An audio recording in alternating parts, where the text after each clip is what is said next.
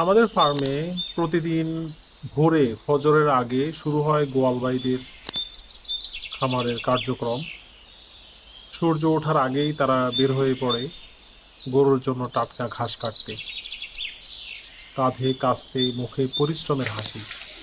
এই মানুষগুলোর হাতেই আমাদের গরুর যত্নের শুরু। মাঠ থেকে ঘাস কেটে এনে প্রথমে তারা গরুগুলোকে গোসল করায়, পানি ছিটিয়ে গা ধুইয়ে পরিষ্কার করে দেয়, যেন গরুগুলো আরাম পায়, ঠান্ডা থাকে। এরপর শুরু হয় খাওয়ানোর পালা। টাটকা ঘাসের গন্ধে গরুগুলো খুশি হয়ে ওঠে, শান্তভাবে বসে খায়, নেজ নাড়ে। কেউ কেউ আবার গোয়ালের হাত চেটে ভালোবাসা দেখায়। খাওয়ানো শেষ হলে তারা যত্ন করে দুধ দহন করে। হাতে দহন করা হয় ধীরে ধীরে, যেন গরুর কষ্ট না হয়, দুধও থাকে খাঁটি। তারপরেই দুধ ঠান্ডা করে রাখা হয় ফ্রেশ ট্যাঙ্কে।